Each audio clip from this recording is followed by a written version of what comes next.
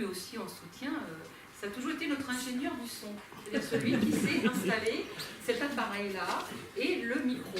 Voilà. Puisque, voilà, comme on disait tout à l'heure, il y a quelques littéraires parmi nous qui sont un peu fâchés avec la technologie. Alors ce soir, effectivement, comme vous avez pu le voir, il va nous parler d'horloge atomique. Alors on a choisi du sablier au GPS, ça fait un peu moins de peur à ceux qui arrivent, parce qu'effectivement on met tout de suite horloge atomique. Bon, mais Michel, tu vas nous convaincre qu'effectivement il n'y a pas de raison d'être effrayé par ce terme. Hein, alors effectivement, tu es ingénieur et spécialiste dans ce domaine. Alors maintenant à toi. Éblouis-nous. Non, c'est pas mon intention. Oui, d'abord je vous remercie d'être venus nombreux ce soir. Donc en fait, la présentation que je vais faire, c'est un sujet qui est assez vaste et il est très difficile de trouver un juste milieu entre quelque chose qui soit pas trop scientifique pour pas décourager la plupart de l'auditoire, et d'un autre côté qui soit quand même qui ait un petit intérêt. Donc j'ai essayé de faire un petit j'ai essayé de faire ce que je pouvais pour essayer de trouver un accord. Donc certains d'entre vous qui attendent plus ce scientifique vont être un peu déçus, mais dans ce cas-là ils pourront se rattraper sur les questions et en discutant avec moi après la conférence. Et pour certains vont trouver certaines planches un peu plus difficiles. Dans ce cas-là, il y aurait de toute façon, je mettrai en avant les points qui peuvent être retenus.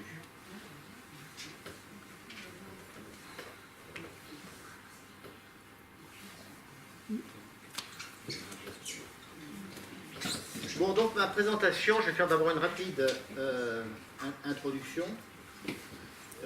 Et ensuite, bon, excusez-moi, j'aurais dû dire au départ le pourquoi l'image que j'ai choisie et les horloges molles de Dali. J'ai choisi cette image parce que pour montrer un peu l'aspect évolutif des instruments que l'homme a choisi au cours du temps. Et la plupart des gens utilisent aussi les horloges molles au niveau du temps pour exprimer l'aspect relatif du temps, hein, donc merci Einstein, mais bon, on ne rentrera pas trop dans les détails sur ce point-là. Donc, une rapide introduction. Après, j'aurai une partie qui sera consacrée...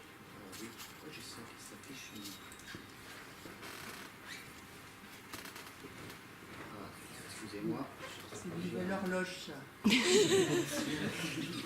quelque chose qui s'affiche au milieu de mon écran et je ne sais pas comment... Mais on... À l'informatique, ça marche bien. Mais nous, on n'a pas. Oui, je sais, mais moi, ça me gêne pour...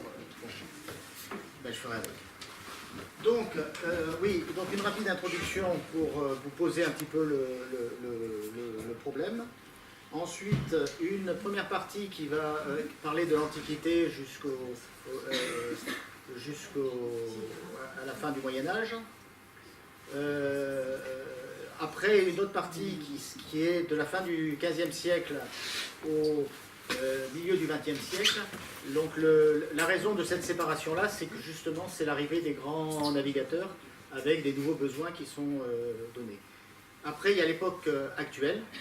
Donc là où je vous parlerai des horloges de notre époque. Et puis je finirai par une partie sur les systèmes de navigation par satellite, en particulier le GPS, mais aussi le système européen qui est en cours de déploiement et qui est opérationnel depuis un peu plus d'un an, qui s'appelle Galileo.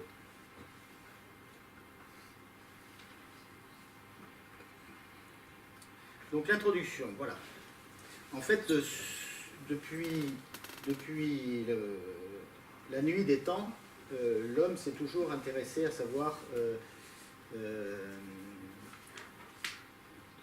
de se positionner dans l'espace et dans le temps. Hein. Donc, en fait, parce qu'il avait besoin de repères dans sa journée, par rapport aux saisons, de savoir quand est-ce qu'il y avait des actions à faire de la chasse ou de l'agriculture ou n'importe quoi. Et donc il y avait besoin de se positionner par rapport à ces éléments-là. Et puis l'homme très vite a bougé. En fait, au départ il était nomade, hein, et donc il fallait qu'il essaye de savoir où aller. Souvent il revenait dans les mêmes territoires au même moment de l'année, donc c'était des choses dont il avait besoin de se repérer à ce niveau-là. Et puis après il fallait savoir, oui c'est ça, se diriger, savoir connaître les éléments, etc. Et puis surtout, quand est-ce que c'était le bon moment pour partir. Donc, voilà. Et pour répondre à toutes ces questions, il a créé des instruments, hein, de tout temps. Vous verrez à quel point c'est sur des temps très lointains. Donc maintenant je vais aborder justement la période de l'Antiquité au Moyen-Âge.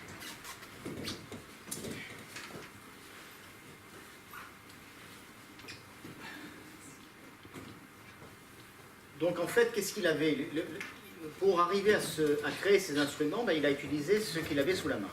Et ce qu'il avait sous la main à ce moment-là, c'était quoi? C'était le soleil, c'était la lune, c'était les étoiles. Et puis, il pouvait utiliser aussi des éléments qui étaient courants dans sa vie de tous les jours, qui sont l'eau et le sable. Donc au niveau le premier instrument qu'il a créé, c'était ce qu'on appelle le gnomon. Donc en fait, au départ, il s'agit d'un piquet planté dans le sol, et puis avec le soleil, il y a une ombre qui se forme, et cette ombre permet d'avoir beaucoup d'informations aussi bien sur l'heure du jour, mais aussi sur le moment de l'année. Et donc, il suffisait de mesurer des distances, des longueurs d'ombre, et la position de l'ombre, et donc comme ça il savait se positionner sur ces éléments. Donc là vous avez par exemple ici un exemple de position d'ombre à différents moments de l'année et à différentes heures. Donc on pouvait utiliser ce genre de choses. Et donc en fait le gnomon, c'est quelque chose qui permettait de mesurer les angles du soleil et calculer comme ça les différentes distances avec les rapports de la trigonométrie, si vous voulez. Il savait faire ce genre de choses.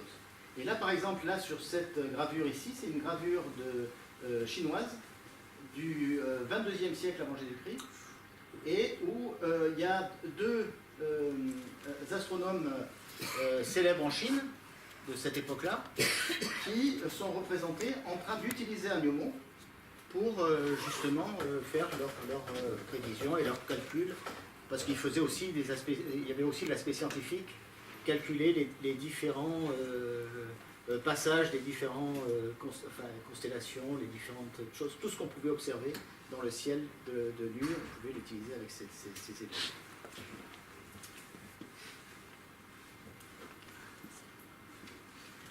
Après, l'autre élément, c'était le cadran solaire. Ça, c'est certainement l'élément que tout le monde connaît et qui est très connu. Alors, il y en a de différentes... des cadrans plus ou moins compliqués. En fait, ce qui va changer la complexité d'un cadran, c'est surtout la complexité du graphe qu'il y a dessous. Soit c'est simplement les heures qui sont affichées rapidement comme ça, mais il peut y avoir des éléments plus importants qui permettent de faire des calculs par rapport à ce qu'on appelle l'équation du temps, en fait les variations de l'heure en fonction des moments de l'année.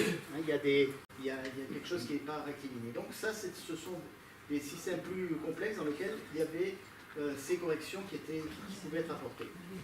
Et là, vous avez même un cadran solaire moderne qui est en Belgique et qui donne l'heure à 30 secondes près.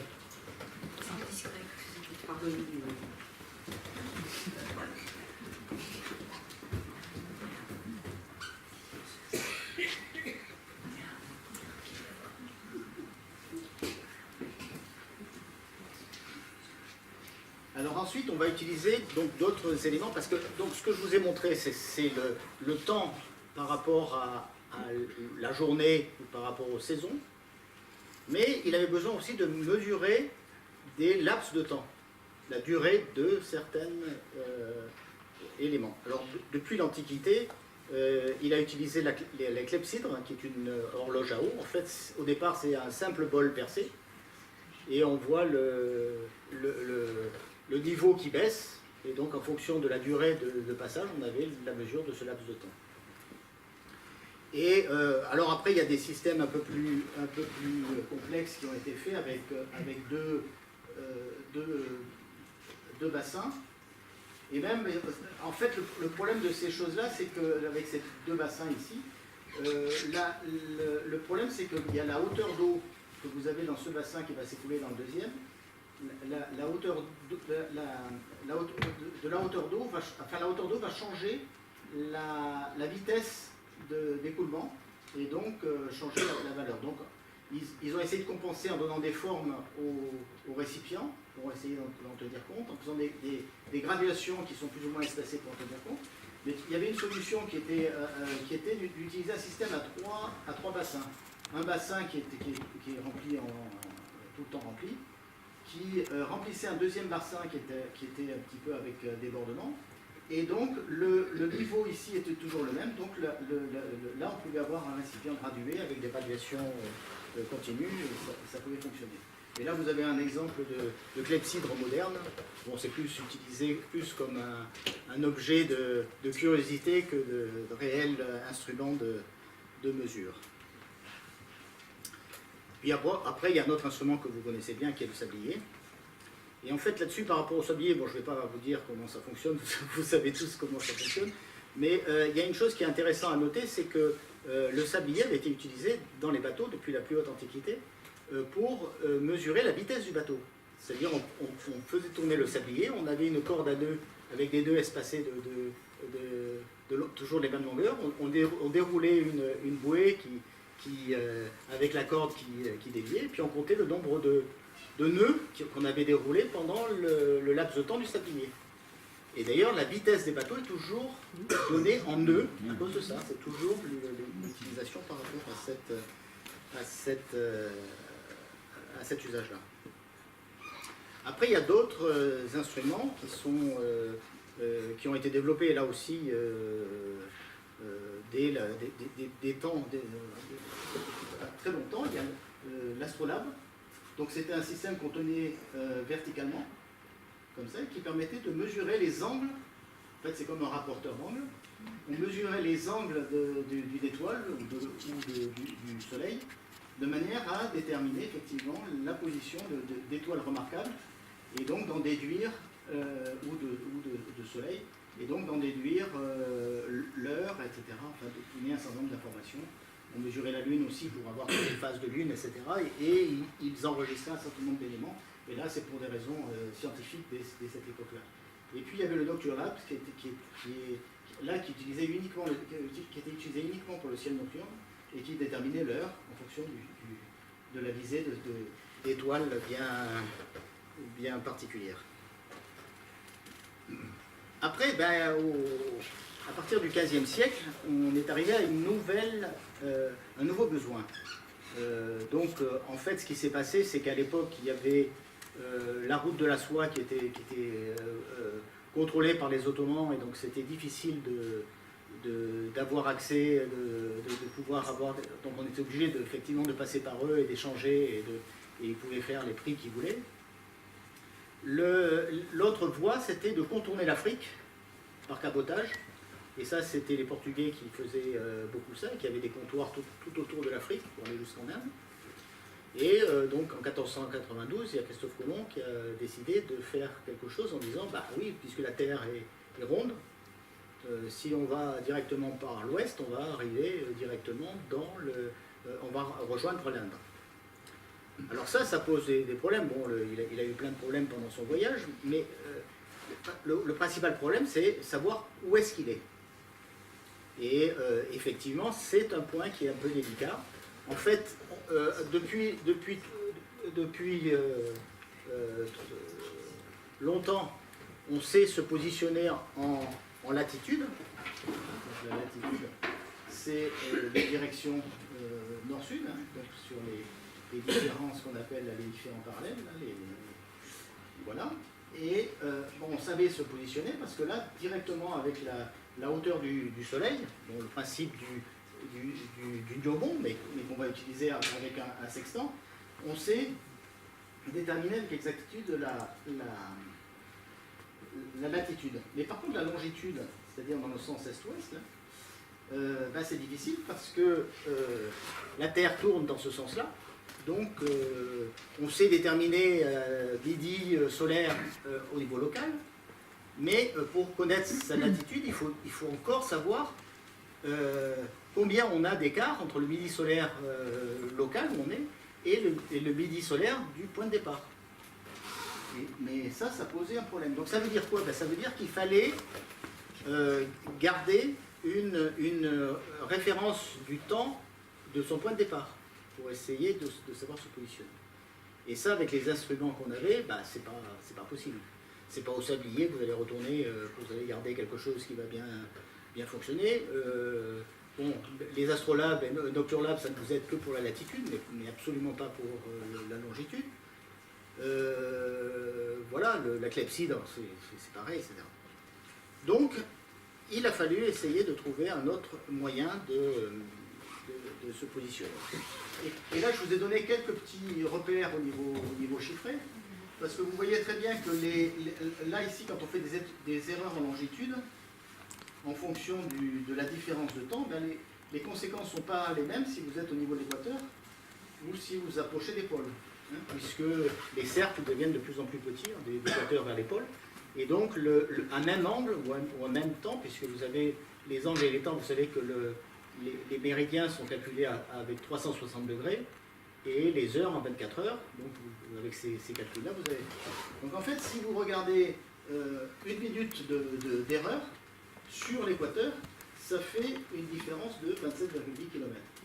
Et si vous êtes sur le 60e parallèle, par exemple de Kuroshio, si vous avez un exemple, vous avez 13,9 km. Donc vous voyez que ça va très très vite. Et une erreur d'une minute avec les moyens de l'époque, c'était même impossible à obtenir. Hein, c'était difficile d'avoir des gardes de temps meilleurs que l'heure. Hein. C'était quelque chose qui était... Donc, savoir où on se trouvait, c'était impossible. Par exemple, voilà, si on veut donner un exemple, hein, sur 2 mois de mer, une erreur de 1 seconde par jour, ça fait 1 minute de retard à l'arrivée, c'est-à-dire les 27,8 km au niveau de l'équateur.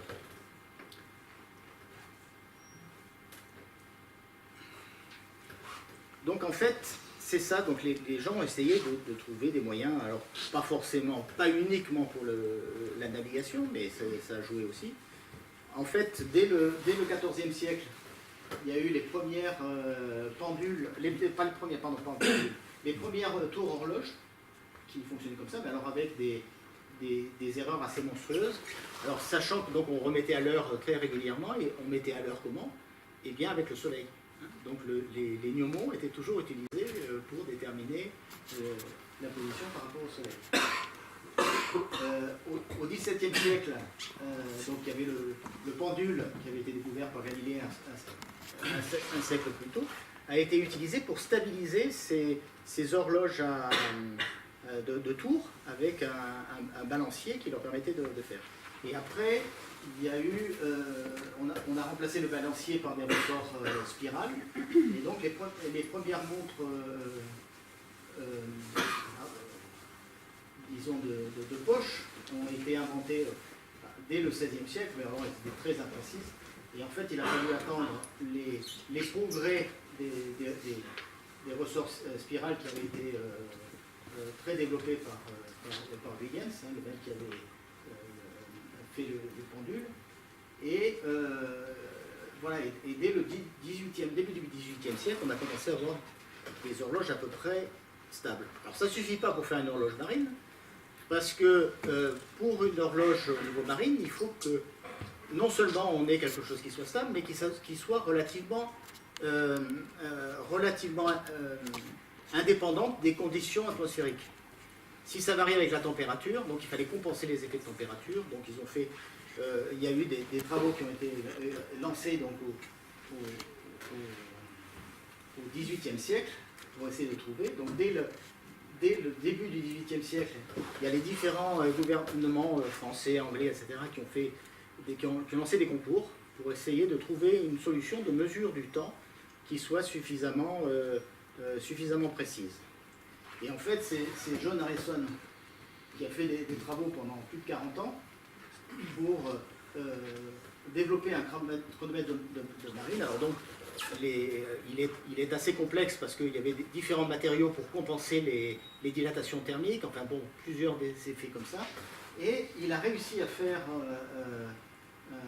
différents modèles. Et le dernier modèle, le H5, il a été testé lors d'un voyage transatlantique et pendant aller-retour sur plusieurs mois. Et il a montré une variation de 1/3 de seconde par 24 heures. Ce qui a été un progrès colossal et qui a permis de faire avancer les choses. Donc 1/3 c'est-à-dire sur l'équateur, ça fait 9 km d'erreur sur un voyage de 2 mois, si on reprend les chiffres que je vous ai donnés.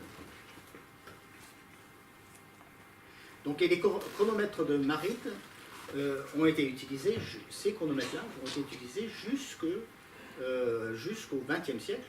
On retrouve des chronomètres de marine sur les bateaux de la Deuxième Guerre mondiale. On a des images de gens qui les utilisent. Voilà. Après, il a fallu faire d'autres changements, parce qu'en même temps, donc au XIXe siècle est apparu le voyage par train. Et il y avait quelques petits soucis avec le voyage par train, c'est qu'il fallait que les horaires, tout le monde ait les bons horaires. Donc si à cette époque-là, avant cette époque-là, eh bien on avait, chacun avait son heure au niveau de son point au niveau solaire. Donc sur le méridien où il se trouvait, il avait son heure qui réglait par rapport à midi solaire, et donc il réglait ses montres par rapport à ça. Alors pour des trains qui passent à différentes gares, c'était quelque chose qui était un casse-tête pas possible. Et puis pour les navires aussi, c'était mieux quand même d'avoir des références qui soient à peu près déterminées. Et donc on a créé les fuseaux horaires. Les fuseaux horaires, après le principe des fuseaux horaires avait été décidé quand même pas mal de temps, avec ces fuseaux horaires de zones de 24 heures, par 24 heures, qui sont représentés ici. Donc, après, avec des petites modifications, il y a eu des petites guéguerres entre la France et l'Angleterre pour savoir qui aurait le méridien d'origine. Bon, c'est les Anglais qui ont gagné, et donc le méridien d'origine a été mis sur celui de Greenwich, ici, donc il est centré sur ce fuseau horaire-là. Et après, les fuseaux horaires sont plus ou moins déformés parce que pour répondre à des frontières, pour que les gens essayent dans la mesure du possible d'avoir le minimum de changement d'heure à l'intérieur d'un territoire donné. Donc par exemple, on voit ici pour la Chine, qui est un grand pays, les Chinois ont décidé qu'il n'y aurait qu'un seul fuseau horaire pour l'ensemble de la Chine, par exemple. Donc ça fait des grosses différences solaires selon les endroits où on se trouve de la Chine, si on est là. Au niveau européen, on a en fait toute la zone d'Europe continentale, mis à part le Portugal. On a pris l'heure de Berlin. Donc on est centré sur l'heure de Berlin. Et tout ça, c'est parce que Hitler avait décidé pendant la guerre d'avoir la même heure sur tout l'ensemble des zones qu'il occupait. Et on n'a pas changé après la guerre, on n'a pas changé les fuseaux horaires, on est resté comme ça.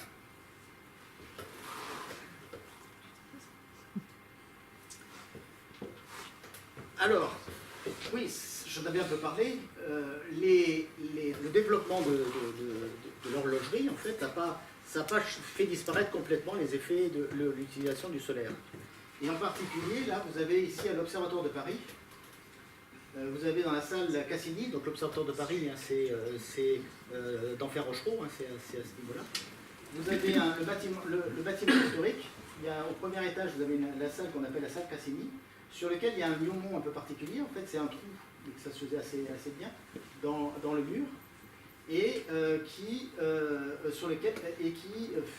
laisse passer un faisceau lumineux. Et ce faisceau lumineux se déplace le long d'un axe là, qui fait 32 mètres de long et qui représente, qui est le parcours, le départ du méridien de Paris. Et donc on réglait. Alors là ici, moi j'ai assisté effectivement à un passage comme ça autour de midi de cette tâche-là. Vous voyez que là, la tâche se déplace assez rapidement quand même.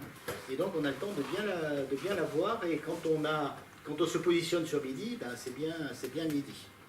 À l'époque, c'était donc j'avais vu ça au mois d'octobre, et c'était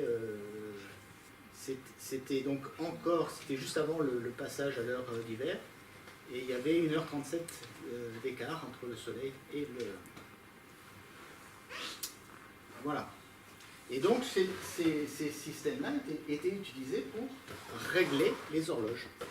Donc il y avait une horloge dans l'Observatoire de Paris, et tous les horlogers allaient régler leur montre à partir de cette horloge qui était à l'extérieur, et que les horlogers réglaient par rapport à ces informations.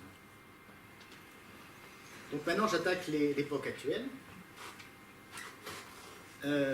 Alors, il faut savoir que donc jusqu'en 1967, donc l'heure officielle était basée exclusivement sur des données astronomiques. D'abord sur la rotation de la Terre, simplement. Après, on s'est aperçu que cette rotation de la Terre était très instable. Donc, on a décidé d'utiliser l'année, ce qu'on appelle l'année tropique, qui est le passage d'une année complète pour essayer de compenser cet élément-là. Mais c'est pas stable, pas très stable non plus. Et en plus, la durée du jour bouge dans le temps. Parce que la Terre se ralentit petit à petit. Elle se ralentit depuis sa création. Et tout ça, se ralentit à cause des phénomènes des marées, qui absorbent de l'énergie, et du mouvement du magma central de la Terre. Et tout ça fait des ralentissements. Ces ralentissements, sur la moyenne, c'est à peu près d'1 millième de seconde par siècle.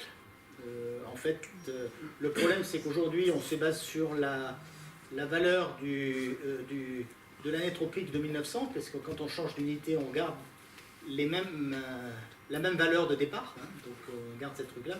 Donc on a déjà plus d'1 siècle d'écart, et donc tous les ans, il faut corriger ces 0,1, 0,5, 0,7. Et donc là, les discussions, si on travaillait, plutôt que de travailler avec la seconde intercalaire, on travaillerait avec la minute intercalaire, on serait au niveau d'une fois par siècle. Et si on prenait l'heure intercalaire, parce que là on se dit, mais pourquoi pas faire l'heure intercalaire, on changerait tous les 6000 ans, ce qui serait, on aurait assez peu de chances d'en voir une de notre vivant. Bon, là après, le principe je ne vais pas rentrer dans le détail, ça c'est le principe de fonctionnement d'une horloge atomique. En fait, ce que je voulais simplement dire dedans, j'ai gardé cette planche uniquement pour, si jamais il y a des questions, on pourra y revenir, mais le principe c'est ça, c'est qu'on a un oscillateur à quartz, et on a servi cet oscillateur à quartz sur une fréquence atomique en augmentant la fréquence, puisqu'il faut passer d'un 10 MHz ici à 1000 fois plus haut ici. Et on a une électronique d'asservissement. Donc on a servi simplement une chose de temps. Et je ne vais pas aller plus loin parce que là, ça va nous faire aller trop bien. Et donc, cette nouvelle définition, donc là, je vous ai dit que c'était 1967, et bien là, au mois d'octobre dernier, on a fêté les cinquantenaires de cette définition-là à l'Observatoire de Paris. Et c'est à cette occasion-là que j'ai vu des observations sur le miaumont de l'Observatoire de Paris, puisque c'est dans cette salle Cassini qu'on se trouvait. Donc ce nouveau changement a entraîné de nouvelles échelles de temps. Alors la plus importante, c'est le temps atomique international. Alors quelle que soit la langue, on dit TAI, parce que ce sont les initiales françaises qui sont utilisées, quelle que soit la langue. Et en fait, il est basé sur un ensemble de plus de 300, enfin 300 à 400 horloges réparties dans le monde entier et qu'on laisse fonctionner en fonctionnement libre. On surveille en fait par un satellite du GPS à une heure bien déterminée et on mesure donc l'écart que l'on a entre l'heure du satellite GPS et l'heure de ça, et on envoie les données à l'Observatoire de Paris, et l'Observatoire de Paris utilise ces données pour faire montrer un écart par rapport à un temps atomique international qui est déterminé ainsi, c'est un temps a posteriori, et donc ce temps-là, il n'est pas très pratique au niveau utilisation, mais c'est la meilleure façon de l'obtenir. Donc c'est pour ça qu'on a créé des temps atomiques locaux. Ces temps atomiques locaux, en fait, on a une horloge atomique dans un pays donné, par exemple pour la France c'est TRF. Le temps atomique local permet comment dirais-je, de prévoir les évolutions d'une horloge par rapport au TAI en fonction des différentes informations que l'on a, et de corriger petit à petit, de faire des corrections très fines, de manière à avoir cette horloge qui est asservie.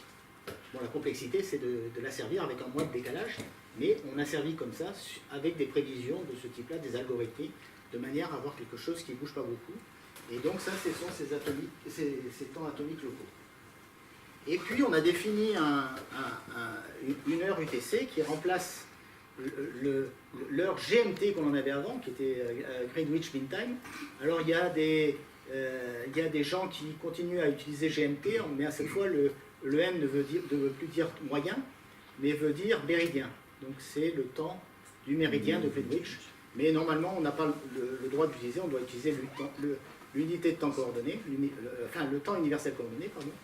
Et ce temps-là, en fait, c'est le temps effectivement au méridien de Greenwich, mais basé entièrement sur le temps atomique international, avec en plus les secondes intercalaires dont je vous ai parlé. Bon, alors maintenant, je vais parler un peu du GPS et en fait des systèmes de navigation par satellite, parce que en fait c'est le moyen. Pourquoi j'en parle? Parce que c'est le moyen pour tout le monde hein, d'avoir accès à ces horloges atomiques. Vous avez pas vu souvent dans votre vie des horloges atomiques, mais par contre, vous avez beaucoup d'instruments qui sont liés avec ce temps atomique. Hein. Si vous avez un smartphone, votre smartphone il a un GPS dedans, c'est un récepteur GPS qui récupère les informations GPS et donc qui vous donne qui utilisent donc des horloges atomiques dont on va parler là maintenant.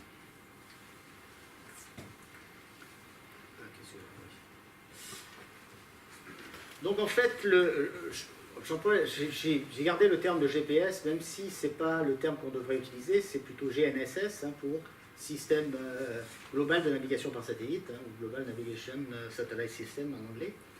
Et donc en fait, il en existe 4 dans le monde. Le premier, ça a été mis en place, c'est le GPS, donc qui est américain. Le deuxième, c'est GLONASS, qui est russe, parce que les Russes, il ne fallait pas qu'ils soient en reste par rapport aux Américains. Donc les usages du GPS et du GLONASS, avant tout, étaient au départ des besoins militaires, hein, qu'on soit clair. Ce n'était pas pour vous aider à naviguer avec votre voiture. Hein, ce n'était pas ça le but de départ.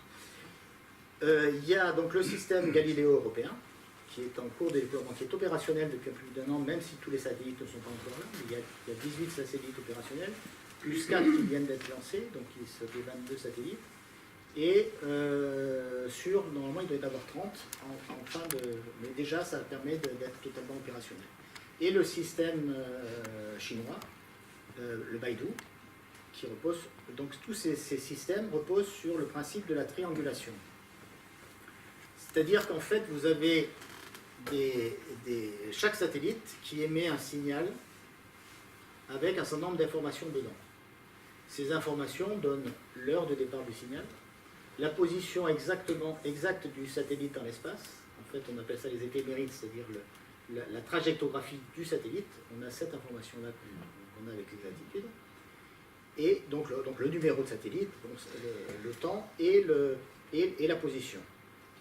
Donc en fait, au niveau du récepteur, on récupère ces signaux-là de plusieurs satellites et on en déduit une différence de temps.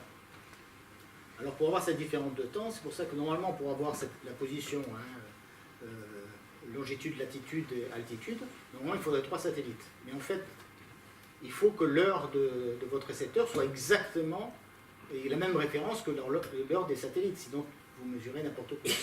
Donc on a besoin au moins d'un 4e satellite pour obtenir le temps exact de votre récepteur qui soit référencé sur la même référence que les horloges des satellites.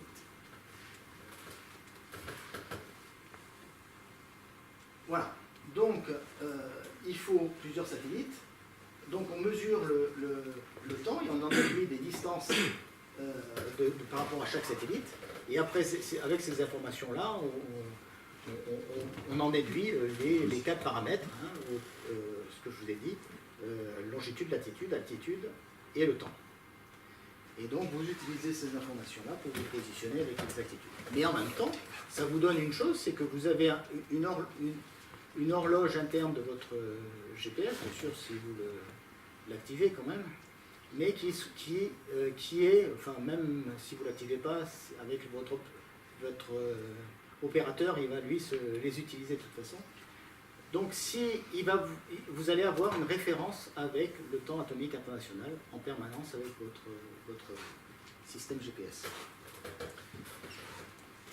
Donc en fait, les récepteurs utilisent en général 5 à 9 satellites. En fait, parce qu'il va faire le choix des satellites qui sont les mieux placés, etc. Et donc pour avoir un meilleur moyen-âge et avoir des informations qui vont bien. Bon, il y a des planches sur lesquelles je vais pas les présenter là parce que ça va aller trop loin. Je vais vous parler déjà des différentes applications du GPS, enfin des systèmes de navigation, parce que donc en fait il y a beaucoup d'applications différentes qui sont utilisées et qui utilisent le GPS. En agriculture, par exemple, vous savez que maintenant il y a beaucoup de tracteurs qui sont équipés de GPS et le labourage, toutes les préparations de semences, etc. sont gérés par GPS et se font avec un guidage automatique pour avoir des sillons parfaitement rectilignes, etc. et bien orientés. Donc on utilise effectivement des GPS pour cet élément-là. Et en plus de ça, il y a certains tracteurs qui sont équipés de systèmes de prélèvement où ils vont faire des analyses de sol. Et ces analyses de sol vont être localisées avec exactitude au niveau des coordonnées GPS du lieu où ça a été fait. Et donc ça permet, ce genre de système peut permettre à des agriculteurs d'avoir après, au niveau quand ils font quand ils mettent l'engrais, de mettre la quantité d'engrais exacte qu'il faut à l'endroit exact du sol. Et le faire de manière très contrôlée et très marquée. Je ne vous dirai pas combien il y a d'agriculteurs qui sont équipés de ce type-là, je n'en sais rien. Je ne suis pas agriculteur, mais j'ai vu effectivement ces présentations dans des congrès où ça avait été présenté comme élément avec des exemples de tracteurs qui fonctionnaient sur ce principe. Donc l'arpentage de la cartographie, bon bah ça c'est normal, hein, à partir du moment où ça c'est très utile pour ces éléments-là. Donc ça va être utilisé effectivement pour mesurer les différentes distances, de savoir, on peut avoir des positions, vous savez les géomètres ont des points de repère particuliers, et donc ils ont avec ça une position extrêmement précise de ces points-là. L'aviation, alors aujourd'hui avec un système de type GPS, les avions pourraient très bien décoller et atterrir sans aide humaine, hein, ils pourraient le faire de manière automatique. Aujourd'hui, ce n'est pas fait parce que le GPS, aujourd'hui, les principaux systèmes qui sont utilisés, c'est GPS et GLONASS. Le GPS est contrôlé par l'armée américaine, le GLONASS est contrôlé par l'armée russe, Donc l'aviation civile ne veut pas que ça soit utilisé. Par contre, ça peut être utilisé plus facilement dans les systèmes militaires qui utilisent ce genre de choses et qui ont des systèmes qui sont pas payés par les Russes ou les Américains. L'environnement, alors donc effectivement, l'environnement c'est très intéressant pour ça parce que en fait c'est quelque chose que vous faites tous, vous avez quand vous prenez une photo, elle est géolocalisée. Vous avez les coordonnées GPS de l'endroit où vous avez pris la photo. Donc, eh bien, pour les photos aériennes, c'est pareil, on va avoir ce genre de choses qui permet d'avoir à la fois la géolocalisation et la datation. Donc, vous savez exactement où la photo a été prise et quand. Donc, ça permet de voir toutes les évolutions, tous les changements qui peuvent avoir à être faits, etc. Donc, c'est quelque chose qui est très utile pour ce genre de choses. Dans l'espace, alors là, on va l'utiliser beaucoup pour la trajectographie des satellites et pour contrôler effectivement les constellations. Donc ça, c'est très intéressant. Et puis l'économétrie dans l'espace. Alors ce qu'on appelle l'espace-temps, c'est quelque chose qui est utilisé depuis très longtemps, en fait, qui va utiliser soit le GPS, soit directement, en général c'est plutôt directement des horloges atomiques qu'on va utiliser. C'est là pour synchroniser les signaux télécoms. En fait, on a besoin de... bon, c'est important parce que si vous perdriez de la... Bon, je ne vais pas rentrer dans les détails parce que ça va nous rentrer trop loin dans les explications, mais ce qu'il faut retenir, c'est que si on n'avait pas une synchronisation, en fait, on devrait dire une synchronisation parce que c'est en fréquence, si la fréquence n'était pas la même pour tous les opérateurs, exactement la même, on perdrait des paquets de données, et ça entraînerait de la perte de l'information, surtout du ralentissement du mouvement. Loisirs, je ne vais pas, bon, ça c'est ce que vous utilisez toujours hein, quand vous allez vous balader, ou si vous avez un système une montre GPS pour courir, tout ça, vous avez votre parcours qui a été fait, etc. Ben, ça c'est OK. La marine, donc c'est très utile à la fois pour la gestion de flotte, à savoir où sont les bateaux à tout moment. Et puis le sous en mer, hein, parce qu'aujourd'hui, c'est quand même une aide très précieuse qui permet effectivement de localiser, parce que vous avez des systèmes qui envoient régulièrement la position GPS et donc vous savez exactement où vous êtes.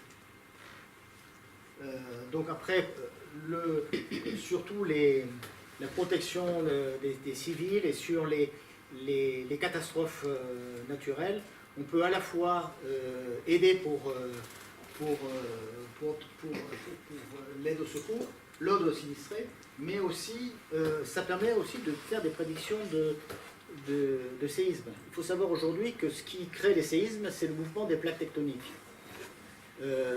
Si on a les dérives moyennes des plaques tectoniques, mais on est capable de mesurer à des points bien déterminés le mouvement d'un point donné par rapport à ce mouvement moyen des plaques tectoniques. On voit très bien que dans ces cas-là, vous avez des zones qui ne bougent pas, alors que la plaque bouge beaucoup. Donc ça veut dire que vous avez des contraintes très importantes qui sont réalisées à ce moment-là, et donc ça va entraîner qu'à un moment donné, il va y avoir un mouvement très brutal qui va se faire. Et là, ça va faire des séismes de très grande magnitude. Ça a été le cas notamment du séisme de Mexico, où la plaque locale de Mexico n'avait pas bougé pendant 2000 ans. Alors quand elle a bougé de plusieurs mètres d'un coup. Ben, ça fait beaucoup de dégâts, ça. Après, bon, le rail, c'est pareil, hein, c'est la surveillance des trains, voilà. Et puis aussi de savoir exactement chaque colis, de savoir exactement où il est, et pouvoir le repérer, dans quel train il se trouve, etc. Bon, les routes et autoroutes, bon, ça c'est OK, surveillance des embouteillages, etc. Et aussi le relevé routier pour voir un peu les routes que l'on doit réaliser, etc. Bon, là-dessus, je ne vais pas y rentrer parce que ça va nous entraîner trop loin. Je vais vous parler maintenant un peu de Galileo, hein, donc le système européen. Alors le Galileo, c'est le seul système qui est piloté uniquement par des civils. Hein. Beidou aussi, hein, je ne vais pas parler de Beidou, mais Beidou c'est contrôlé par l'armée chinoise. Hein. Donc le but c'est de répondre donc aux attentes des utilisations civiles. Donc là par contre, tu vois, il y aura plus avec ça il n'y a pas il y aura moins de réticence d'utiliser le signal Galileo comme signal principal pour la navigation des avions, en dehors des avions. Donc là, parce que il n'y a pas, comme c'est entièrement civil, le signal, il est garanti, le fonctionnement est garanti, on a des performances qui sont garanties, etc., etc. Il y a tout un ensemble légal qui a été mis en place. Voilà.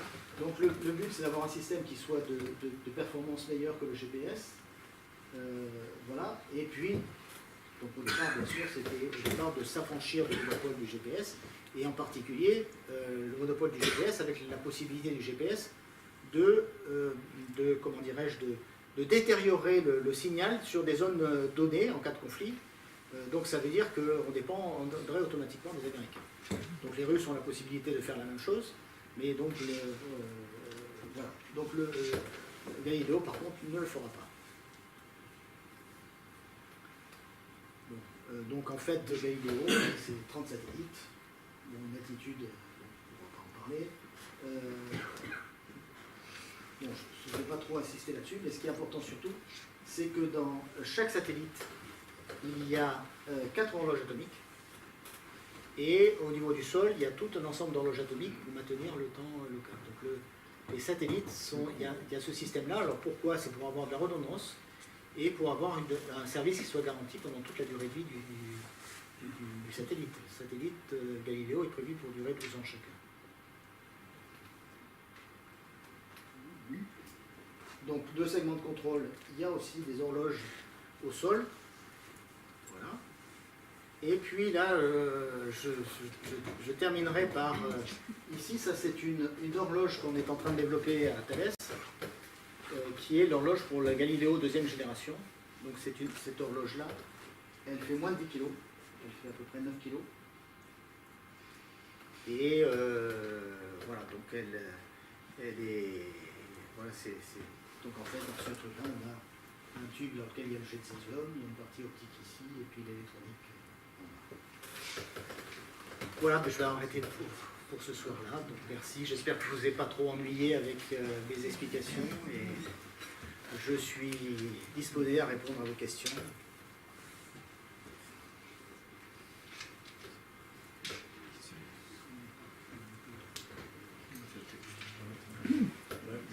Quand vous dites civil, ça signifie quoi? Civil, ça veut dire que ce n'est pas contrôlé par les militaires, c'est une instance, c'est contrôlé par la communauté européenne.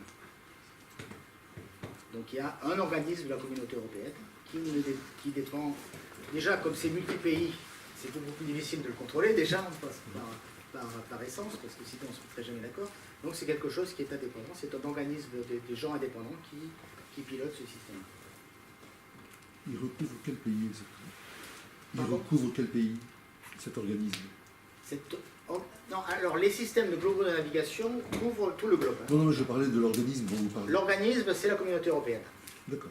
Donc c'est tous les États de la communauté européenne qui participent, avec certains pays qui sont associés pour certaines choses, comme la Suisse et la Norvège. Mais donc après, il va falloir se poser la question de l'Angleterre, savoir est-ce qu'on va trouver un accord avec l'Angleterre ou pas.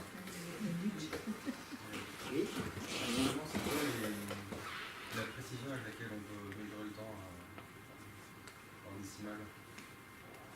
Alors, le temps en décimale sur une horloge atomique permet d'avoir, je vous dis, sur une seconde donnée, on peut avoir, donc je vous ai dit, là, les trucs courants, c'est 3 millions d'années, ce qui correspond à une différence de temps et ça sera une seconde avec 14 chiffres après la virgule.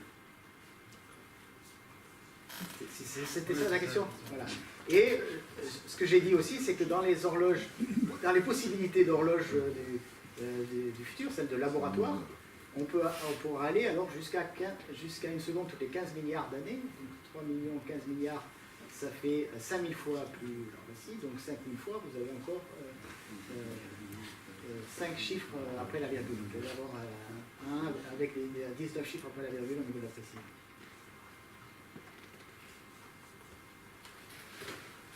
C'est l'Agence spatiale européenne qui gère Galileo. Non. Non. Non.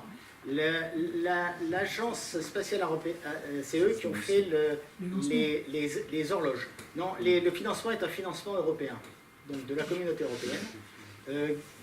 L'agence spatiale européenne est là comme expert sur le choix des horloges, etc. Donc pour les horloges sol, c'est l'agence spatiale européenne à Nordwijk, aux Pays-Bas. Et pour les horloges sol, c'est à Darmstadt, en Allemagne. Et la deuxième question, comment vous arrivez à discriminer un signal provenant de Galiléo d'un signal provenant d'un GPS américain? Alors on utilise tout. Votre smartphone utilise aujourd'hui, naturellement, pour le moment, il n'utilise pas. Il n'y a que deux types de smartphones qui utilisent Galiléo. Les autres utilisent le GPS et GLONASS. Mais vous ne voyez pas la différence. En fait, vous avez des puces. En fait, vous avez une puce qui est multi-système et chaque puce va détecter un signal. Et donc, c'est l'ensemble qui fait le truc. Ça veut dire que les signaux ne sont pas décryptés. En fait, vous avez un signal. Quand vous avez le signal GPS, vous avez les premiers digits vont être le numéro du satellite. Après, vous avez des digits qui correspondent à l'heure de départ. Vous avez des digits qui correspondent à la position du satellite. Et vous avez des digits qui sont, qui sont pour l'état du satellite. Donc si l'état n'est pas bon, vous ne l'utilisez pas. Votre récepteur ne l'utilisera pas. Et donc vous utilisez ces éléments-là et donc vous décryptez le signal. Le GPS, il a un signal qui va être différent au niveau de l'organisation, mais la puce GPS, la partie de la puce qui fait le GPS, va reconnaître que c'est un signal GPS et va le décoder comme un signal GPS. Mais vous ne savez pas quand vous naviguez si vous utilisez des signaux GPS ou des signaux GLONASS aujourd'hui. Vous ne savez pas. Combien de satellites GLONASS vous utilisez, combien de satellites GPS vous utilisez, vous ne le savez pas. Bon, les systèmes plus complexes, bien sûr, le savent. Ils peuvent faire une discrimination et dire que non, on ne veut pas utiliser cela. Voilà. Donc, et dans les futures générations de smartphones, ils auront tous en plus Galileo.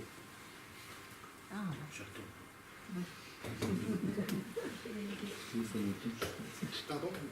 Oui. Je voulais savoir, dans le GPS et dans Galileo, quelle est la précision du positionnement pour les militaires et ce qui est permis pour les civils avec le GPS, et quelle sera la précision du positionnement avec Galileo? Alors, la différence de positionnement, en fait, il faut savoir que la différence de positionnement, elle n'est pas tellement en fonction de militaires ou de civils. Ils ne le dégradent pas. Non, c'est pas ça que j'ai dit. J'ai dit qu'ils avaient la possibilité de le dégrader. C'est-à-dire, s'ils ne dégradent pas, vous n'aurez pas beaucoup de différence. En fait, c'est pour ça que vous avez un système qui est en code PY, ou un code, donc là, le code PY, c'est le système militaire. Celui-là, il ne sera jamais perturbé. Et en fait, on va utiliser des longueurs d'onde bien particulières. Mais en fait, pourquoi il n'est pas dégradé? C'est parce qu'en fait, il y a une algorithmie dedans qui vient corriger les dégradations que l'on va faire. Donc, c'est un système qui est important et qui change sans arrêt. Donc, moi, je sais qu'à une époque, on fabriquait des récepteurs qui étaient en code PY, en code militaire. Oui, le code normal, ça s'appelle le C sur A, si vous voulez avoir la différence. Le code PY, et donc ça arrivait par la valise diplomatique, avec un contrôle des puces qui viennent déterminer, etc. Mais bon, même si on avait ces puces-là, de toute façon, elles deviennent rapidement obsolètes. Hein, c'est-à-dire si le système n'est pas mis à jour régulièrement, vous perdez le... Et donc, en tant que civil, quelle est la précision alors après, oui, excuse-moi, je n'ai pas répondu à ta question. Après, vous avez différentes façons d'utiliser le GPS. Vous avez le système naturel, donc là vous aurez avoir des précisions de quelques mètres au niveau XY, enfin en longitude-latitude, et trois fois moins précis en altitude. Ça, c'est lié simplement au problème des perturbations liées à l'atmosphère, enfin, différentes couches d'atmosphère que l'on va traverser, en particulier l'ionosphère, qui est celle qui perturbe le plus le signal et qui vient perturber cet élément-là. Alors on a la possibilité de diminuer cet effet-là avec les systèmes GPS différentiels. C'est-à-dire qu'on va mesurer avec précision une position d'une antenne à un endroit bien particulier, et sur lequel on sait exactement où elle est, et on mesure le signal là. On a le signal émis au point d'utilisation, et on compare les signaux que l'on a de ce type-là. Ça permet de corriger cet effet ionosphérique. Et dans ce cas-là, on arrive à des précisions millimétriques. Est-ce que c'est concevable aujourd'hui d'utiliser ces systèmes-là pour, disons, réguler la vitesse des véhicules? Alors, on pourrait envisager d'avoir différentes stations sur le bord des routes et faire en sorte... Non, théoriquement, il n'y a rien qui empêche que ça soit possible de le faire. Ça impose des infrastructures supplémentaires.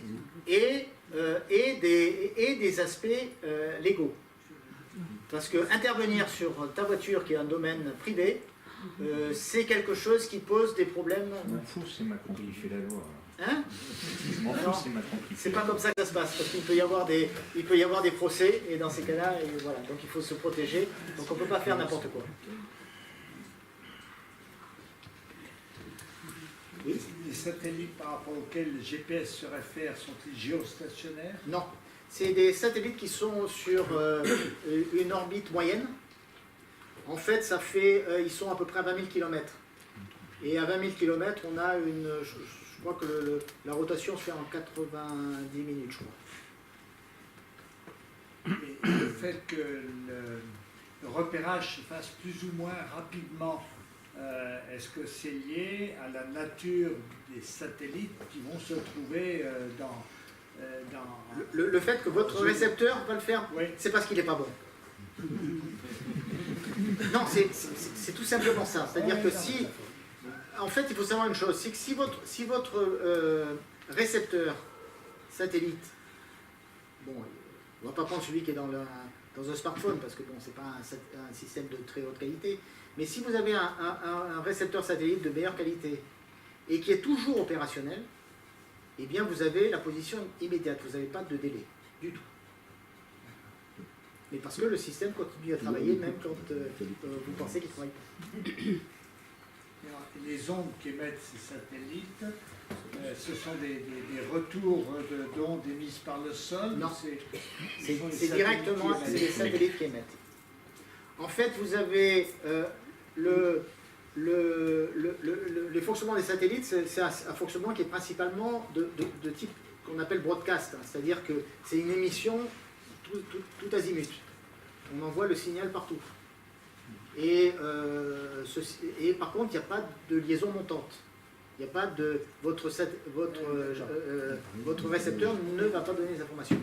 Bien sûr, les stations sol, bien sûr, il y a des liens bidirectionnels pour toutes les services de contrôle, parce qu'on va venir corriger le fonctionnement du satellite ou le réparer si jamais il y a un problème, etc. par liaison comme ça. Mais voilà, mais c'est... Voilà. Je ne sais pas si j'ai répondu à la question. Et la source d'énergie est solaire pour les satellites? Alors, la source d'énergie, la plupart du temps, est solaire. Vous avez des panneaux solaires sur les satellites. Les satellites peuvent avoir aussi d'autres types de fonctionnement. Alors maintenant, il y a quelque chose qui est en train de se développer, mais c'est plutôt pour se positionner. Parce qu'il faut arriver à faire des corrections de trajectoire. Ces corrections de trajectoire, en général, ne sont pas faites... Non, pas en général, ne sont jamais faites avec le solaire. Elles sont faites avec des systèmes... Alors ça peut être voilà, avec des systèmes, soit avec des moteurs thermiques, enfin des flux de gaz, en fait, comme ça, ou des systèmes qu'on appelle de la propulsion ionique, qui permettent de faire cette correction de trajectoire, qui est en train de se développer de plus en plus. Mais l'émission, effectivement, elle est solaire. Le nombre de satellites de 30 est choisi en fonction de quoi? C'est pas 25, c'est pas 35? Alors en fait, le GPS on a 30 aussi. En fait c'est parce que la seule différence entre GPS et Galileo, c'est que le GPS a les satellites qui sont regroupés sur 6 plans orbitaux, alors que Galileo c'est sur 4.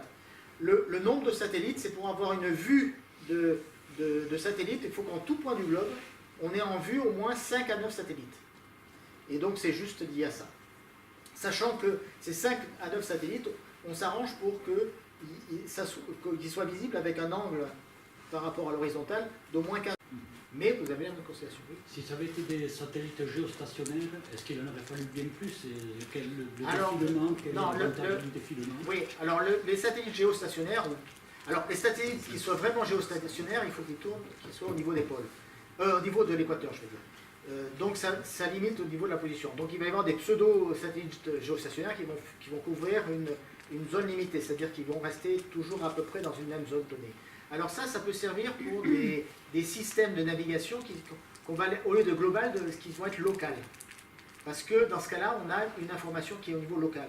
Alors les Indiens ont des satellites de ce type-là, et les Chinois avaient la première version de Beidou, était un système qui était local aussi, avec des satellites pseudo-géostationnaires. Donc là, effectivement, c'est une possibilité, mais on ne peut pas faire un système global avec ça. Parce que ça voudrait dire quoi? Il faudrait... non, ça devient impossible. Et en fait, ça marche bien que quand on est vraiment proche de l'équateur. Nos ancêtres utilisaient l'étoile polaire, enfin, qui était géostationnaire presque. Oui, enfin, elle est fixe, quoi, à peu près. Non, mais les gens qui utilisaient l'étoile polaire, c'était uniquement dans l'hémisphère nord. Voilà, mais c'est pareil. Avec un géostationnaire, quand vous sortez de la zone, vous ne les voyez plus. Dans les sous-marins, il y a combien d'horloges atomiques? Alors dans les sous-marins, on va avoir un autre système. Les sous-marins qui fonctionnent sous les océans, ceux qui sont pour la force de dissuasion, ils sont en plongée pendant 3 mois à peu près. Et ils doivent être totalement... on ne doit pas savoir où est-ce qu'ils se trouvent. Donc pour ça, ils restent là, ils ne peuvent pas avoir de lien avec l'extérieur au niveau et donc ils ne peuvent pas avoir de lien avec le GPS. Donc ça veut dire que la garde de temps, on va se retrouver exactement comme avec le problème des marins avec les chronomètres marines, mais au lieu d'utiliser des chronomètres marines, on va utiliser des horloges atomiques. Et donc il y a 4 horloges atomiques par sous-marin, c'est-à-dire 3 et en fait vous avez un algorithme entre les 3 horloges qui sont opérationnelles, la 4e étant en remplacement si jamais il y a un problème. Voilà. Et donc on a un système d'algorithmie pour faire un moyen-âge avec les différentes horloges et de manière à garder ce temps pendant la durée du système. Et en plus, cet algorithme va détecter s'il y a une horloge qui s'écarte par rapport aux autres. Dans ce cas-là, on va l'éliminer, on mettra la 4e horloge à la place dans le système d'algorithmie. Et donc avec ça, on a effectivement cette position qui est donnée, puisque les satellites se naviguent avec une centrale inertielle.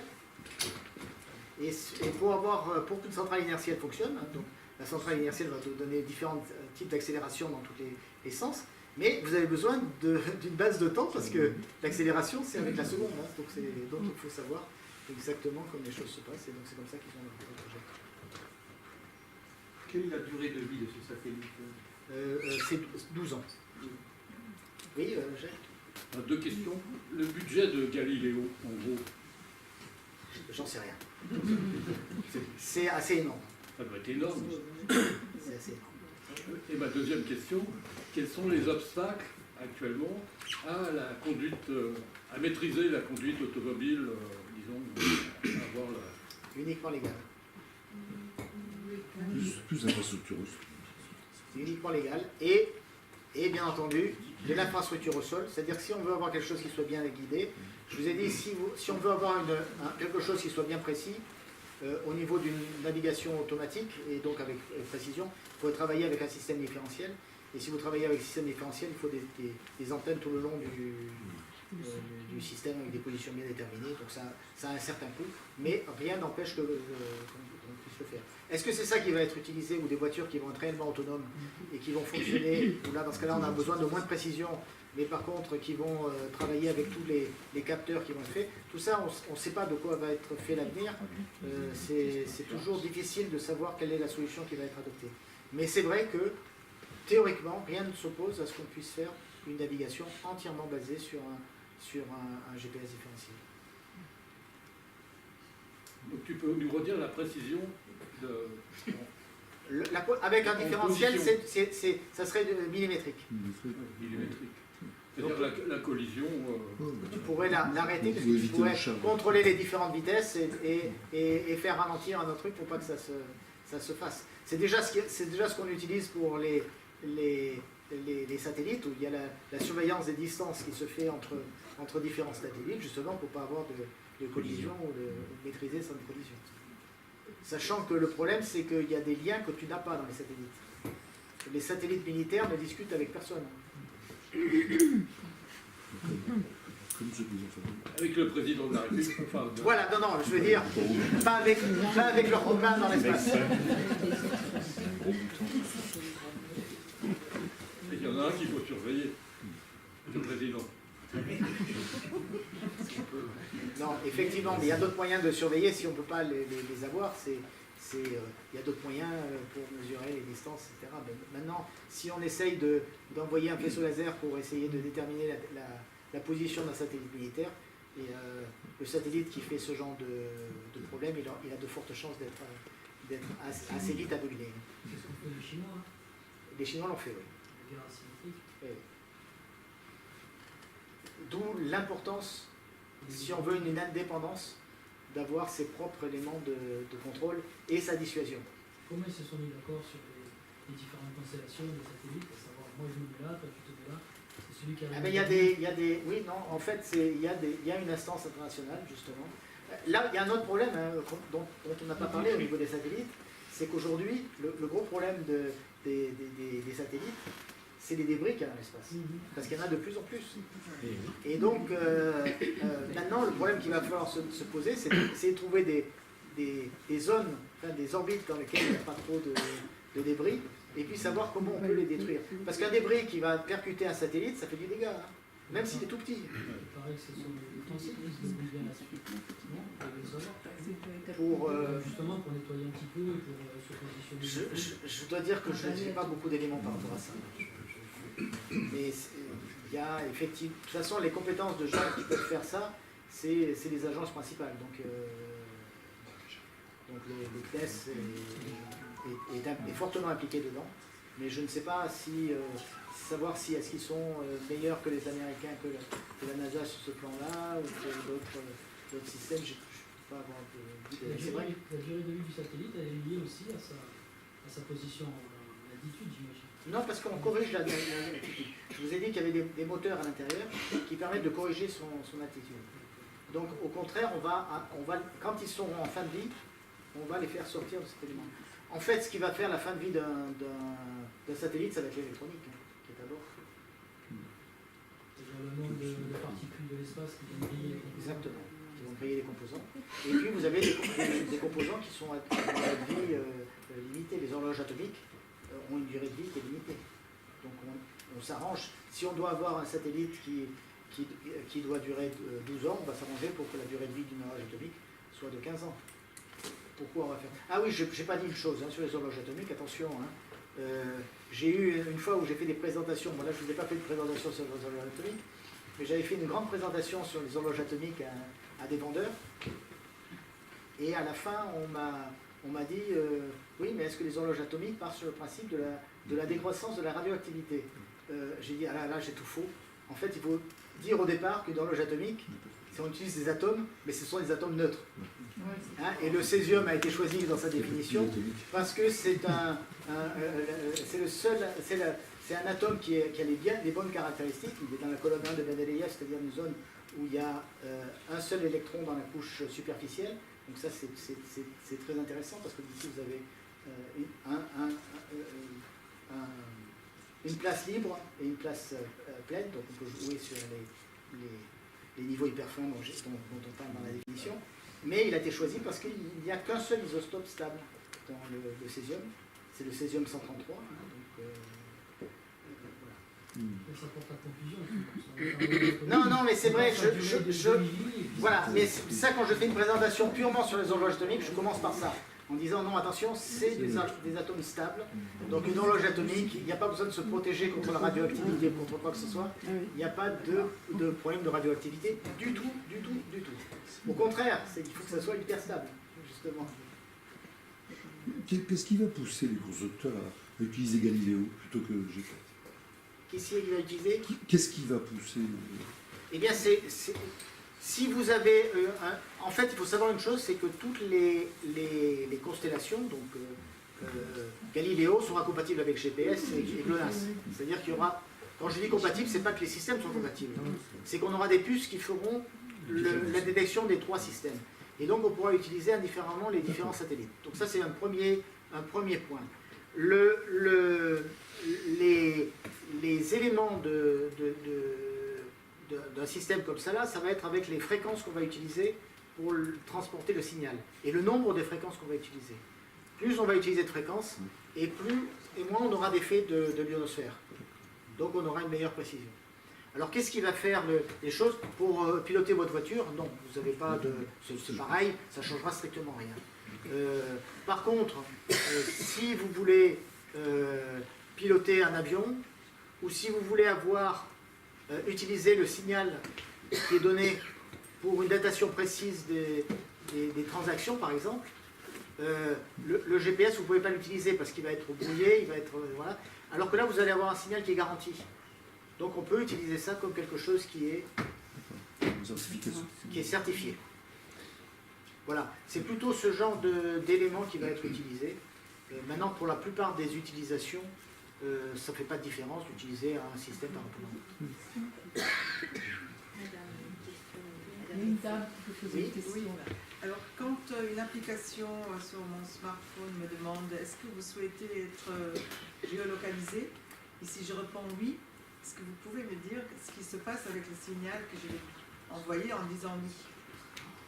Donc en fait, le oui... Localisation personnelle, qu'est-ce qui se passe dans ces cas-là? Non, en fait, quand on vous dit ça, ça va être une application qui vous dit est-ce que vous autorisez l'application à utiliser le signal GPS? Voilà. Eh bien, vous avez effectivement dans votre système, ça marche avec des systèmes Internet, vous échangez de l'information.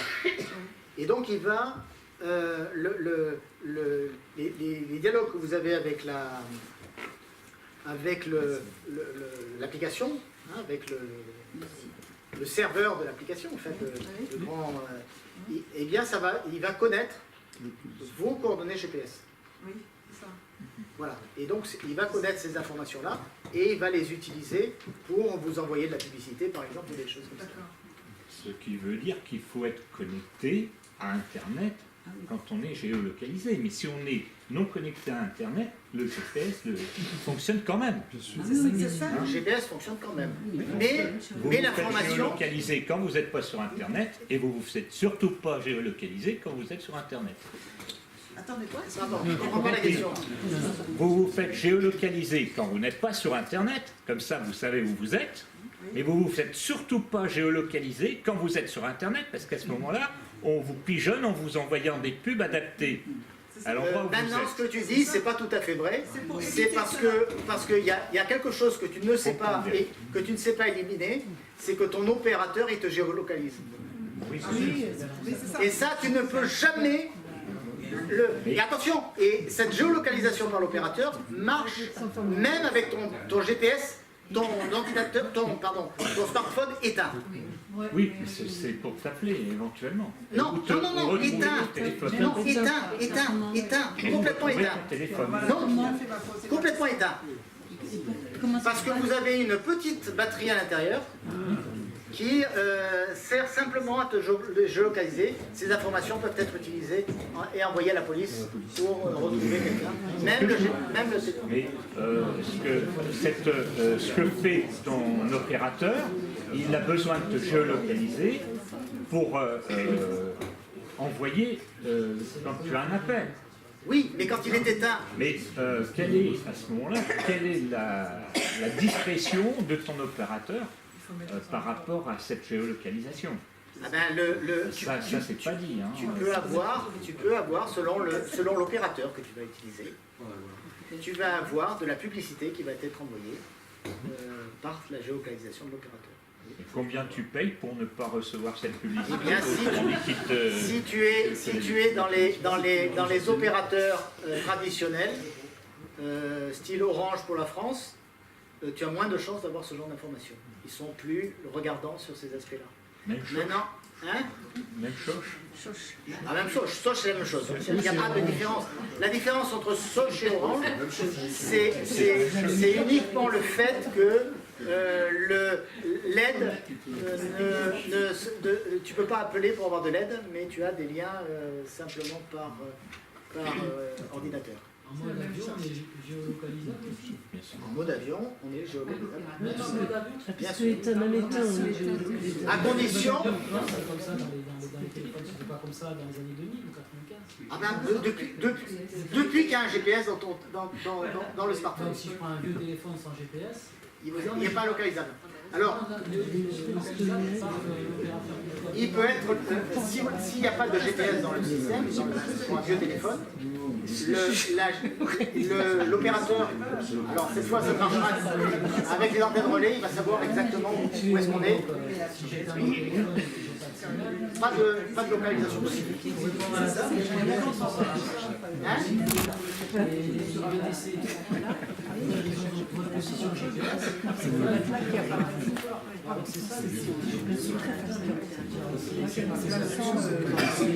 C'est la pub, ça. Proposer voilà. Après, c'est l'utilisation qu'on en fait. les gens choisissent ça. Oui, mais pour moi, les informations qui me viennent de Uber, pour moi, c'est une pollution, personnellement. Parce que j'utilise pas Uber, donc quand j'ai de l'information d'Uber, pour moi, c'est une pollution. Et il sait où je suis. Si vous suit, c'est que vous l'avez déjà utilisé. Non, jamais. Comment c'est possible? Est-ce qu'il reçoit les infos? Parce qu'il reçoit les informations par d'autres, par Monsieur Google, par exemple. Vous parlez de toutes les mesures de temps, les techniques de mesure de temps. La présentation avec les personnes, lorsqu'on va voyager dans l'espace, on voyage un jour. Comment ça va se passer pour mesurer le temps? Alors, c'est quoi la vision? Comment on peut faire? On va se déplacer vite. Là, on va utiliser, il faut garder le temps, on va utiliser une horloge atomique, des horloges atomiques à bord. Mais ces horloges, on va se déplacer, il y aura des dérives. Non, alors il n'y a pas de dérive. Non, il n'y aura pas de dérive, mais par contre, il faut les corriger. Parce que j'ai dit qu'elles étaient insensibles à l'environnement, sauf ce qui est lié à la relativité. C'est-à-dire que le temps, il y a une compression du temps avec la vitesse, des effets de la gravité qui va jouer de manière importante. Et donc tout ça, par contre, ça c'est des valeurs qui sont déterministes, qu'on sait, donc on connaît avec exactitude les éléments. Par exemple, je vous ai dit que les horloges que l'on avait actuellement, c'était l'équivalent de, pour répondre à la question de Gauthier, c'était 1 avec 14 chiffres après la virgule, enfin avec 14 décimales si on veut avoir la précision de cet élément-là. Eh bien, si on ne corrigeait pas les horloges qui sont dans l'espace, à cause de leur vitesse et de leur gravité, eh bien, on tomberait à 9 chiffres après la virgule. On perd 5 ordres de grandeur au niveau de la précision avec ce truc-là. Donc, on va les corriger automatiquement. On les corrige, mais ça parce que ce sont des éléments qui sont déterministes, donc on sait exactement avec ces choses-là, et on vient les corriger. Alors, dans les satellites, il faut savoir que c'est quelque chose que l'on fait, mais pas forcément directement. C'est-à-dire que les horloges qui sont dans l'espace sont corrigées par en fait, on ne va pas corriger l'horloge, mais on va corriger un appareil intermédiaire qui va faire varier le signal, et donc le temps qui va être donné va être corrigé. La synchro va varier, c'est ça? En fait, on va faire un petit déphasage, un système à déphasage progressif qui va venir corriger enfin, on va modifier la fréquence qui est sortie, et donc c'est ça qu'on va utiliser pour venir corriger, pour venir déterminer le temps du satellite à l'intérieur. On ne peut pas faire des variations qui sont brutales, parce que dans les applications, on a à la fois besoin de la valeur du temps exact, mais on a besoin aussi de la phase, c'est-à-dire qu'on n'est pas de saut de phase dedans, parce que sinon on va perdre de l'information, en particulier, j'ai dit qu'on pouvait faire de la synchronisation par le GPS, et ça, il faut faire un système d'apprentissage. Si vous avez des sauts, ça va entraîner des perturbations, et donc vous avez Les phases, c'est le nombre de haut et de bas, c'est ça? C'est la position sur le haut et le bas. Hein, c'est-à-dire, en fait, finalement, des petits écarts de temps, si vous voulez, un petit peu, en quelque sorte. Ne pas être dans une phase descendante ou une autre phase montante. Mais même, ça va beaucoup plus loin que ça. C'est-à-dire, c'est la position sur la sinusoïde que vous avez, mais de manière extrêmement précise. Il ne faut pas qu'il y ait de saut dans ces trucs-là. C'est-à-dire qu'il faut des variations qui soient de l'ordre, qui soient maintenues à la picoseconde près. C'est-à-dire 1 sur 1 avec 12 zéros derrière. Encore une question. Moi, ce qui m'inquiète dans cette affaire, c'est les temps de réponse humaine. Je m'explique un peu mieux. C'est-à-dire que, bon, là, on a des temps de réponse d'électronique, je ne sais pas, tu l'as dit, avec 30 0, 0, 0, 0 secondes, etc. Mais, à un moment donné, l'humain, je ne dis pas encore qui, peut-être vous direz, doit prendre une décision. Je pense à l'arme atomique. À partir de quel... Non, alors l'arme atomique, quand j'ai dit pour l'arme atomique, il faut arriver à se positionner. Donc ça, la position, elle se fait automatiquement. La décision, elle n'est jamais à la microseconde près. Ah bah non. La décision, et ça n'a pas beaucoup d'importance. La décision, c'est d'envoyer un ordre et qu'il soit bien reçu. Oui, je suis bien d'accord, mais l'information... On imagine que nous sommes les pacifistes. C'est pas nous qui allons attaquer. Les premiers. Les premiers. Ok. Donc on va attendre. Si de l'autre côté la décision a été prise de balancer soit par avion. Non mais de toute façon dans ces cas-là on est tous morts. Hein. Il faut savoir une chose. C'est vraiment une force de dissuasion. C'est-à-dire que en fait il faut que l'adversaire potentiel sache que si il t'attaque le premier avec une arme nucléaire, donc là le pays sera détruit, mais il va se faire détruire lui aussi. Si on a le temps. On aura toujours le temps. Oui, il y aura les sous-marins sont sous la mer et ne sont pas visibles, et c'est eux qui vont tirer. Et en fait, il faut savoir une chose, c'est que le temps que le missile arrive jusqu'à chez toi, tu as quand même le temps d'intervenir, parce que même un missile qui sont supersoniques, il te faut quand même plusieurs heures si tu veux avoir sur s'il vient de très loin. Par contre, les décisions qui échappent aujourd'hui de plus en plus aux humains, c'est les achats et ventes en bourse. Ah oui, cela c'est entièrement automatique. Et là, c'est à la microseconde, près. Tout à fait. Et ça, c'est...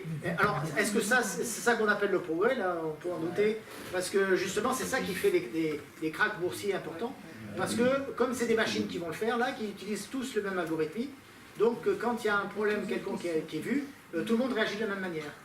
Et donc vous amplifiez les hausses et les baisses des systèmes, du système boursier.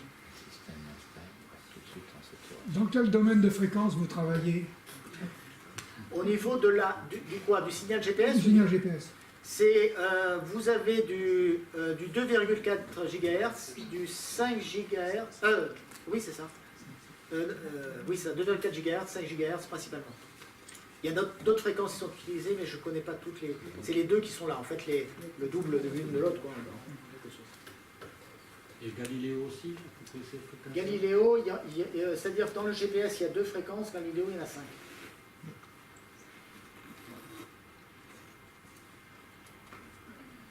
On parle de l'indépendance de Galileo, vous avez mis en avant comme hypothèse, mais par contre, est-ce que les lanceurs de ces satellites sont ceux de Kourou, ou bien ce sont ceux de Baïkonour, ou bien des États-Unis? Alors, aujourd'hui, le marché des satellites est un marché qui est privé.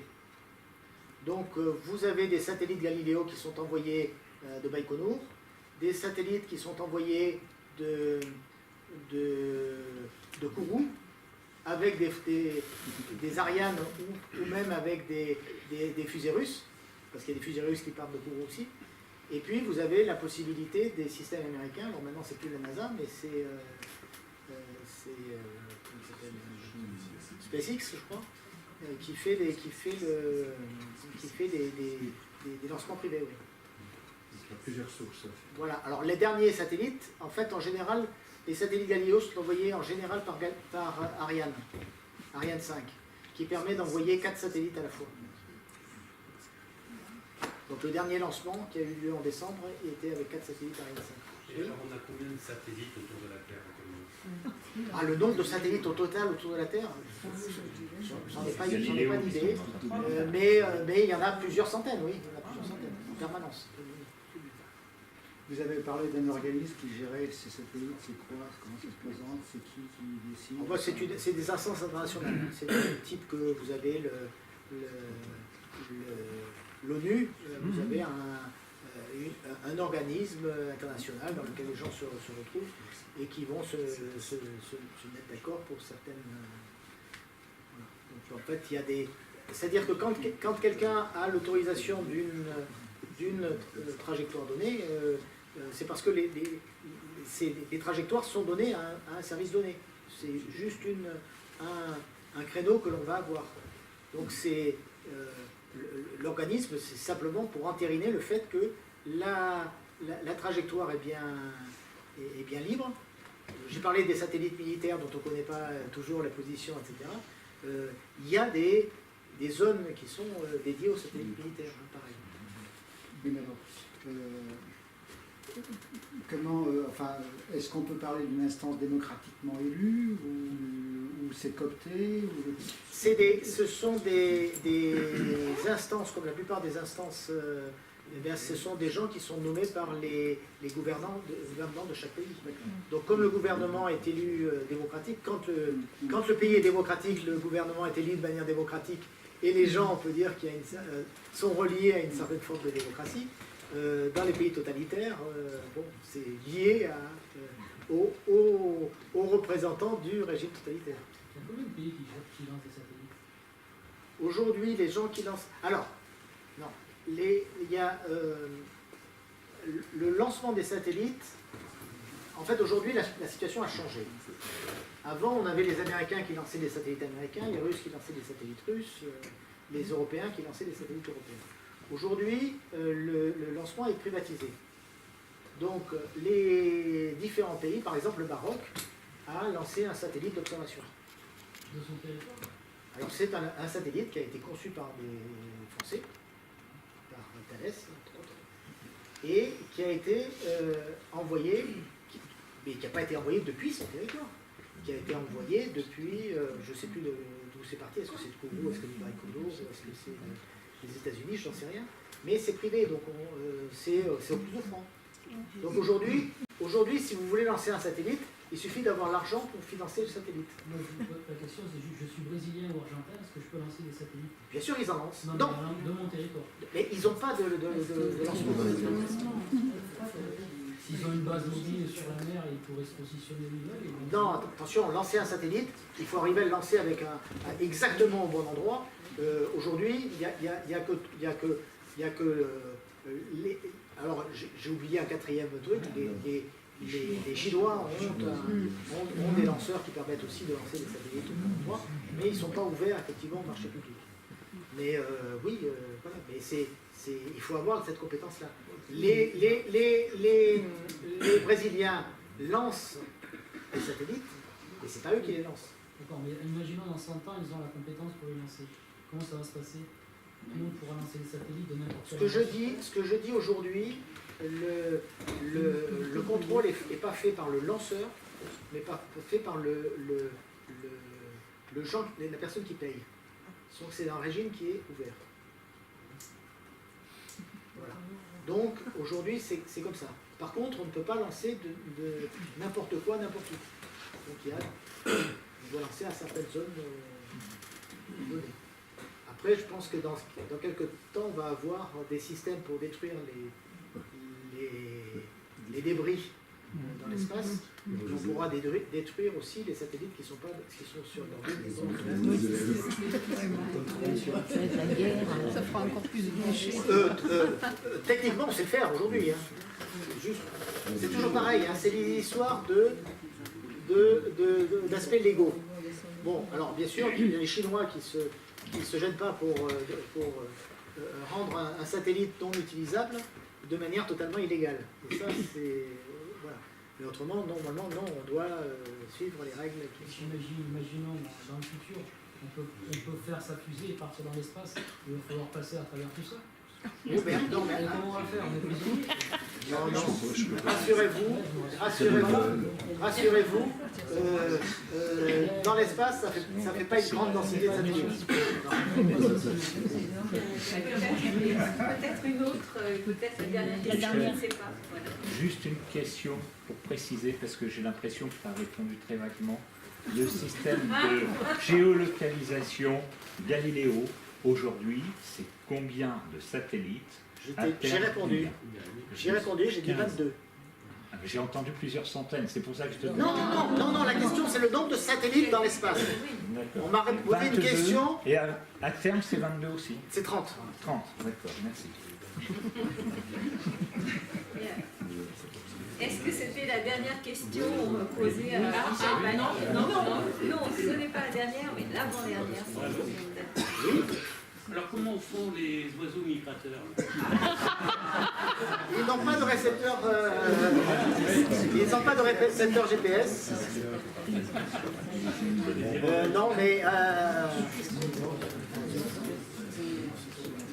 non, ils n'ont pas de récepteur GPS. Donc en fait, ils se positionnent. Certains se positionnent à cause d'un système d'aimant qu'ils ont dans la tête, et donc ils se déplacent en fonction du nord, etc. En fait, ils ont une boussole en quelque sorte intégrée. D'après qu'ils ont des lumières que nous, on ne voit pas.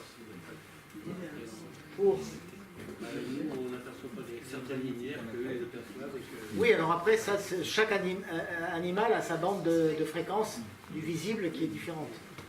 Donc après, alors là, bon, moi je suis pas un spécialiste des oiseaux migrateurs, je suis désolé, mais donc voilà. C'est peut-être une prochaine réunion. Oui, mais il faudra trouver un autre présentateur parce que là, il y a une faille dans le système. Bien, bah, écoutez, on peut peut-être...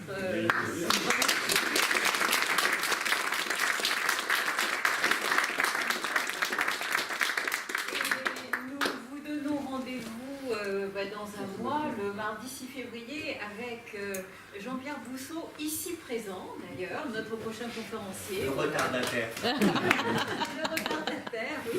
Avec soit un GPS pour arriver ici.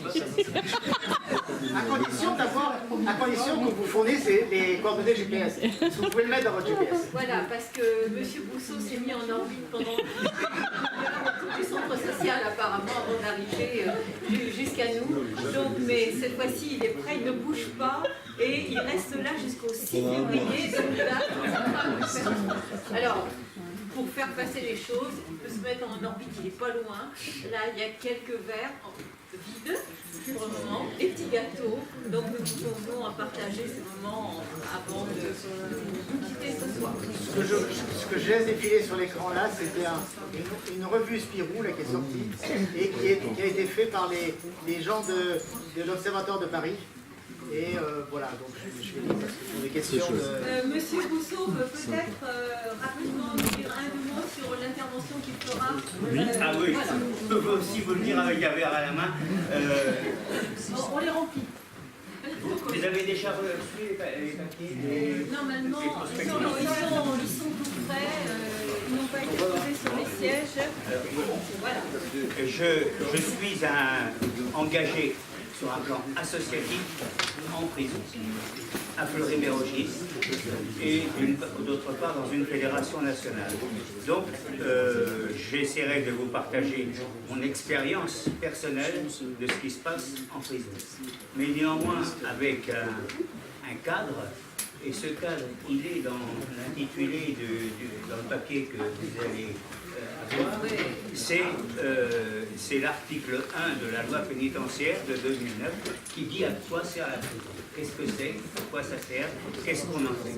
Alors, ce ne sera pas un cours de droit pénal, d'abord je ne suis pas capable, mais ce sera un échange aussi, parce que la prison, c'est d'abord quelque chose de totalement inconnu. Hein, vous habitez ici en ce moment à 4,5 km de la prison de Fleury-Mérogis. Vous n'êtes peut-être pas nombreux à savoir que c'est la plus grande prison d'Europe, que ça s'étend sur un espace de 160 hectares, où ils chassent sangliers de temps en temps le dimanche, parce qu'il y a la forêt autour, et c'est pas les détenus. Et donc c'est un immense, il y a 1500 personnels qui travaillent tous les jours à Fleury-Mérogis. En ce moment même, il y a 4400 détenus à peu près, il y a 2950 places. Enfin bon, voilà un certain nombre de problématiques que j'aborderai avec vous le 6 février. Merci.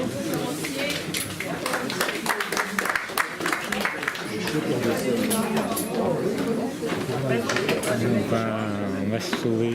Oui. Régine, elle n'en peut plus. Oui, la pauvre.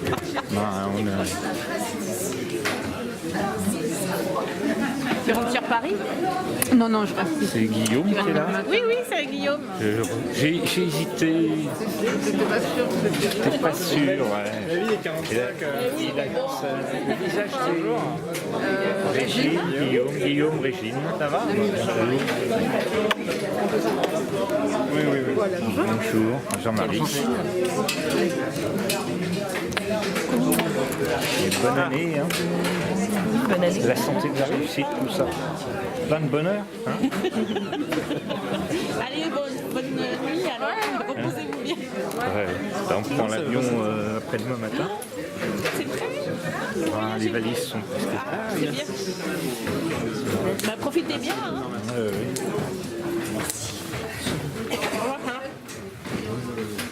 Ça va? On est en plein champ là. J'arrive pas à la regarder. C'est pas en haut? On va nous brancher. Les yeux les uns. C'est la période, hein. C'est la période.